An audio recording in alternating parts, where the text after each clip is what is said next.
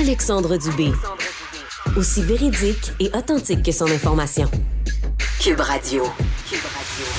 Ça avait l'air un petit peu broche à foin. Yasmine Abdel-Fadel.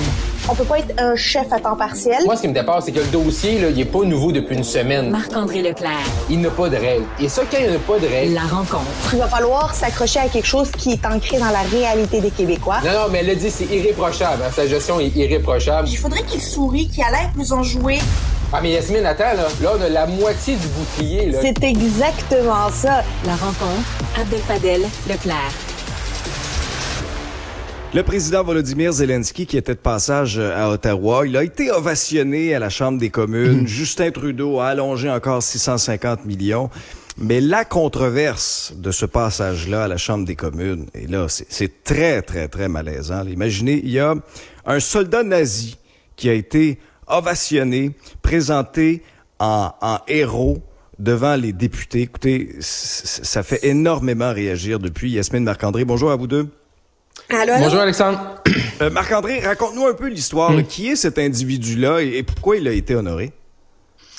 Ben, parce que c'est justement le président, Anthony Rota, a fait saluer des gens qui étaient dans la galerie, ou même, des fois, même sur le plancher. Hein. Parce que ce qui arrive, là, quand tu reçois un invité, là, comme le président ukrainien ou le président américain, que ce soit Joe Biden ou Barack Obama, ben, la chambre, là, c'est comme une session spéciale. Fait, tu peux avoir des non-élus, hein, qui rentrent. Parce que, exemple, si tu es un employé politique puis qui rentre au Salon Bleu ou à la Chambre des communes, si tu rentres sur le plancher, là, ben, tu peux être expulsé pendant plusieurs mois. Tu n'as pas le droit. Il y a seulement les pages qui ont le droit d'y aller. Fait que là, c'est une session extraordinaire. Fait que là, tu as des invités sur le plancher puis également à l'étage. Et là, le président... qui est un député libéral, qui a été élu par les députés en début de session après les dernières élections, a salué Yaroslav Honka. Et là, c'est là qui est un peu bizarre, parce que même le président, en lisant le descriptif, tu sens qu'il voit bien qu'il se met deux pieds dans les plats, là, parce que il dit « vétéran canadien et ukrainien de la Deuxième Guerre mondiale qui a combattu contre les Russes pour l'indépendance de l'Ukraine ».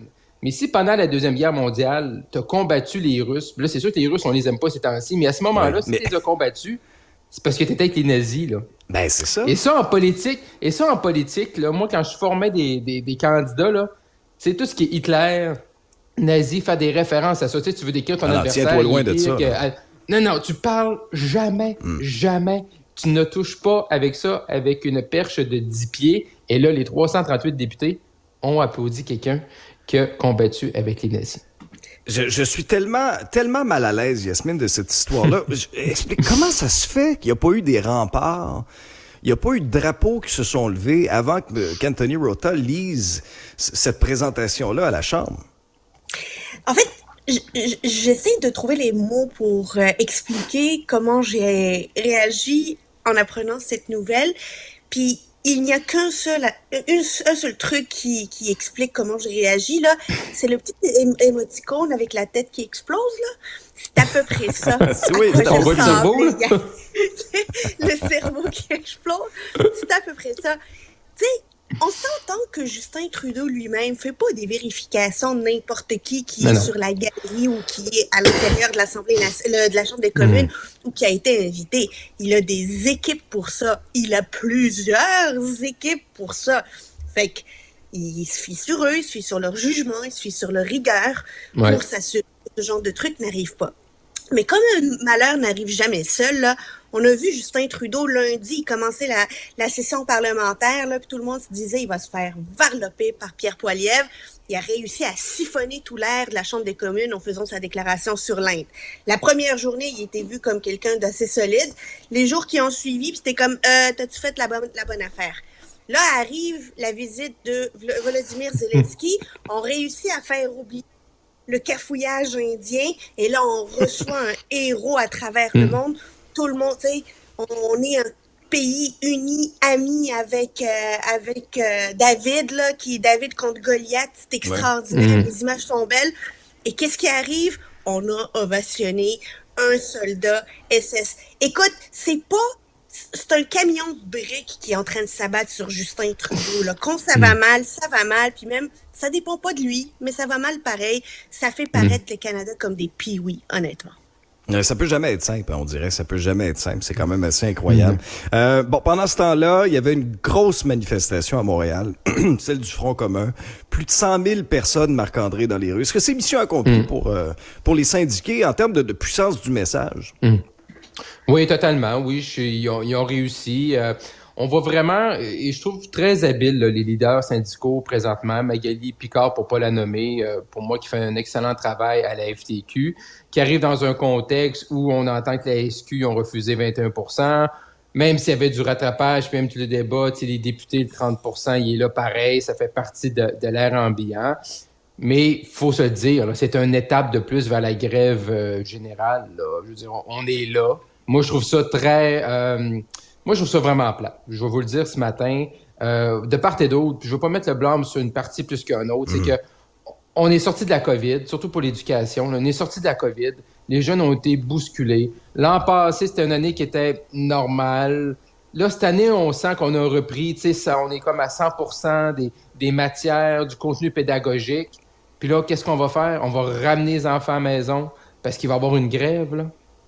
Parce qu'on n'est pas capable de s'entendre, parce que les gens disent tout le temps « Ah, faut se parler, faut se parler ». Ben, parlez-vous, rentrez dans une pièce, parlez-vous, donnez-vous 12 tasses de café, 8 Timbits, puis go, go, go, puis arrangez-vous, puis après ça, sortez de là, puis non, mais ils sont tout à l'heure, il faut se parler, on ne sait pas assez parler, non, mais parlez-vous, là. Moi, je veux dire, je suis pas là à la table sectorielle, là.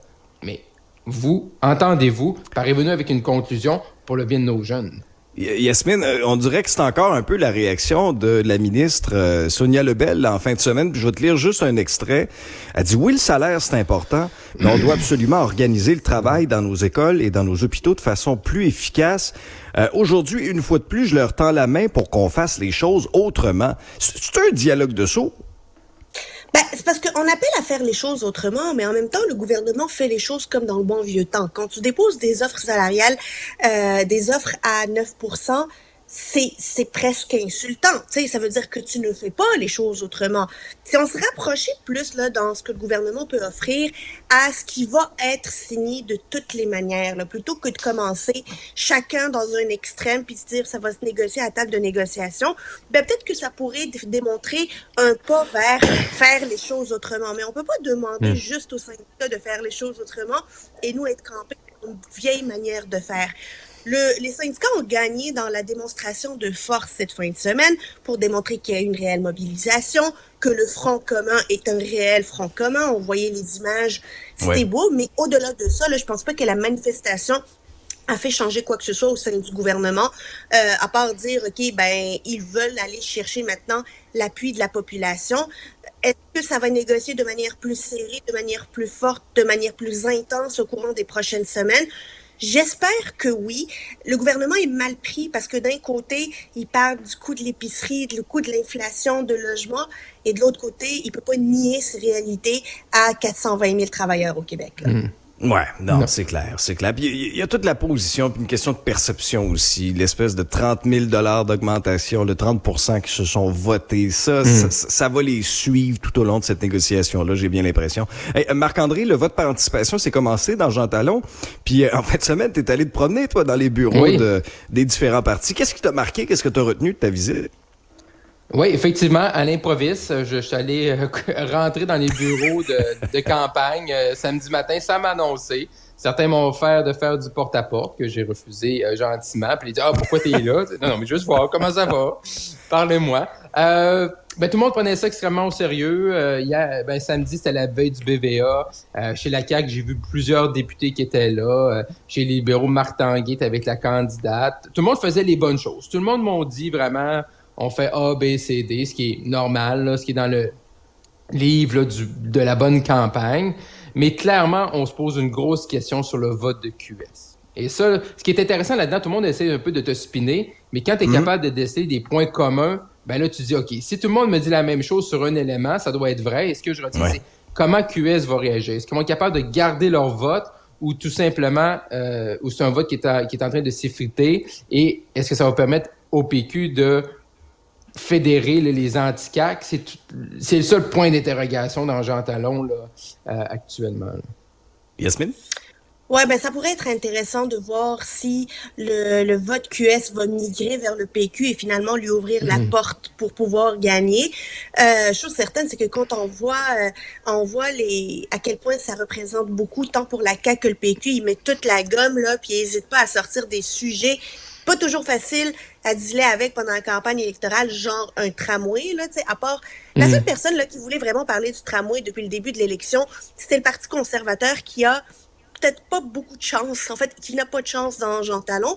Non. Moi, je suis assez surprise de savoir que le tramway ressort dans le discours politique dans le cadre de cette partielle-là pendant le BVA. C'est à voir si ça va faire changer le vote. Québec solidaire, je trouve encore qu'ils sont assez effacés dans cette campagne électorale-là. Ils risquent d'aider le PQ là, à l'emporter et si le PQ l'emporte, les prochaines semaines, les prochains mois risquent d'être très intéressants politiquement. Ouais, mais c'est sûr que la CAQ prend ça au sérieux, là, Marc-André. Même M. Legault est sur le terrain, c'est pas rien. Oui, aujourd'hui, là, c'est la 44e conférence là, des gouverneurs de la Nouvelle-Angleterre et de l'Est canadien, là, des premiers ministres de l'Est du Canada, que on n'a pas beaucoup entendu parler. Là. On me disait qu'on allait parler beaucoup d'économie verte, transition énergétique, de batterie. Bon, le discours là, normal du gouvernement actuellement. Et il fait une pointe de presse en fin de journée, 15h30, et à 16h30, il est dans Jean Talon pour aider au BVA. Là. Mais tu vois, la CAQ, là, ils ne prennent rien pour acquis. Moi, quand je suis rentré là, puis Brigitte Legault, là, la directrice générale, c'est elle qui m'a dit samedi matin. Là. Elle était là. Oui, la grande patronne du parti était là. Et elle, quand je l'écoutais parler, puis on parlait ensemble, c'était vraiment, là, c'est comme s'ils n'avaient jamais remporté la circonscription. Là. C'est comme, ils mettent les efforts, puis tu sais, c'est comme, si jamais on perd ça, mais on aura tout fait, là, ce qui était marqué dans le livre. Fait que vraiment, là, il y a des députés, j'ai vu Yves Montigny, également la députée d'Anjou était là, fait qu'il y a des députés qui sont passés tout au long, même la candidate est arrivée en partant en porte-à-porte, Mme Chouari, je l'ai rencontrée également. Il y avait beaucoup d'actions à la CAQ. Dans les quatre partis, là, c'est sûr que quand tu arrives là, ils disent tout le temps, tout le monde est parti en porte-à-porte, là, mais ça rentrait, ça sortait. Je suis rentré dans le stationnement où la CAQ, il y avait une dizaine de bénévoles à l'extérieur, fait que tu sentais qu'il y avait une grosse machine pour la CAQ dans Jean Talon. Eh bien, en tout cas, à suivre, là, c'est le vote par anticipation. Et le vrai scrutin le 2 octobre prochain. Yasmine, Marc-André, merci pour la discussion. On remet ça dans un prochain épisode. Bye bye. Au revoir. Vous écoutez Alexandre Dubé. Il analyse l'actualité. Il sépare les faits des rumeurs. Il n'a qu'une seule parole, celle que vous entendez.